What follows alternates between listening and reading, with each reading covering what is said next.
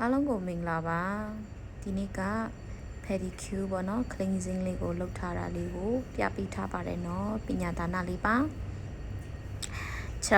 6ပိုင်းရှင်ကအမျိုးသားဖြစ်ပါတယ်ဆိုတော့သူရိုက်ပေးထားတာပေါ့နော်ပထမဦးစွာခြေသေးလေးတွေကိုညှက်ပါမယ်ညှက်ပြီးသွားရင် shape ပါမယ် shape ပြီးသွားရင် subtinal လေးနဲ့ဖြန်းလိုက်ပါမယ်ဖြန်းပြီးသွားရင်ကြီးသွင်းမယ်ကြီးသွင်းပြီးသွားလို့ရှိရင်တေချာလေးသွင်းမယ်နော်ကြီးသွင်းတဲ့ချိန်ကျရင်လေတချောင်းချင်းတေချာလေးသွင်းမယ်နော် subtinal လဲ9ချောင်းစလုံးဖြန်းမယ်နော်အဲ့ဒါနဲ့ကြီးသွင်းထားတဲ့အစလေးတွေကို brush နဲ့ယူမယ်ပြီးတာနဲ့အသားအစလေးတွေကိုညှက်ပါမယ်နော်တေချာလေးပြောင်းအောင်ညှက်မယ်နော်အဲ့မှာ dead skin ရှိတဲ့ဟာလေးတွေအထဲမှာပေါ့နော်ဘယ်လိုပြောရမလဲကြီးလေးတွေရှိတာလေးတွေကိုတေချာလေးနဲ့နိုင်ချွတ်လေးယူပေးမယ်နော်ယူပြီးတော့ရင်တေချာလေးကိုအသားစားလေးကိုပြောင်းအောင်ညှက်ပါမယ်နော်အသားစား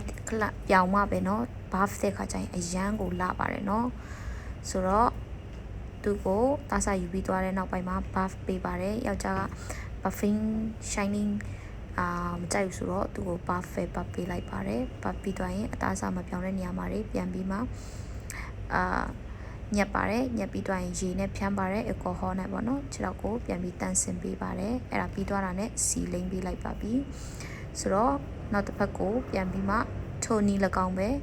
ပြန်ပြီးခြေသေးတွေညက်မယ်ညက်ပြီးသွားလို့ရှိရင် subtinal လေးကို9ချောင်းစလုံးဖြန်းမယ်ခြေသေးကိုညက်တဲ့ခါယောက်ျားလေးဆိုရင်မေးစရာမလိုတော့ညက်တိုင်းညက်ပလိုက်တူလေးသလားယောက်ျားလေးဆိုရင်မိန်းကလေးဆိုရင်တော့ခြေသေးရှည်ကြိုက်တာတွေသူတို့ကခြေသေးဆိုးဖို့လိုတာဖြစ်တဲ့အတွက်ကြောင့်လေနော်တခါတလေကျရင်သူတို့ကဆိုးချင်တာဖြစ်တဲ့အတွက်ကြောင့်မလို့ခြေသေးညက်မလားမညက်ဘူးလားဆိုတာတော့မိန်းကလေးကိုဆိုရင်အများအားမေးရမယ်နော်ယောက်ျားလေးဆိုရင်မေးစရာမလိုပါဘူးခြေဆွဲတွေလည်းတခါတလေငုတ်တက်ဖြစ်တဲ့အတွက်ကြောင့်ခြေကျူခြေကြားမှာတီးတီးကြလေးခြေလက်သေးပေါ့နော်အကျွင်းကြံများတွေရှိသလားဆိုပြီးမှလည်းနော်အများအားစစ်ဆေးပြီးမှလုပ်ပေးရပါမယ်လို့ဆိုတော့ညတီချာလေးအကြီးသွန်းသွားပြီးအသားစားလေးတွေတီချာလေးညက်ပါမယ်ကိုလိုသလိုခြေထောက်ကိုဆွဲဆက်ပြီးမှယူလို့ရပါတယ်ပေါ့နော်ကိုအဆင်ပြေမဲ့အနေထား customer လဲသူလဲ comfortable ဖြစ်မယ်ကိုအတွက်လဲကြီးခြေထောက်လုပ်တဲ့ခါကျရင်ပေါ့နော် comfortable ဖြစ်မဲ့အနေထားကိုယူရပါမယ်ဆိုတကယ်လို့ကိုကကြီးသွင်းပြီးသွားတဲ့ချိန်အသားညက်တယ်မလားအဲ့ခါကျရင်အရစ်တွေရှိတယ်အသားစပြန်မပြောင်းဘူး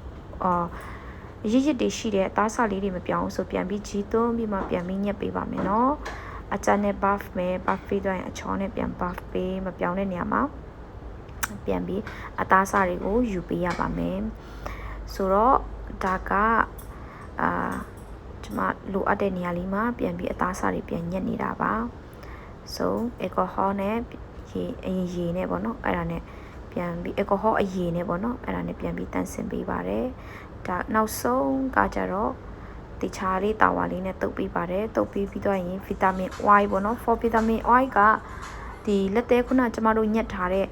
အသားစားတွေညက်ထားတဲ့အရာတွေအတွက်ဖြစ်တယ်နော်ဆိုနောက်ဆုံး final result လေးကဒီလိုလေးပါအားလုံးကျေးဇူးတင်တယ် next video မှာပြန်တွေ့ကြမယ် bye bye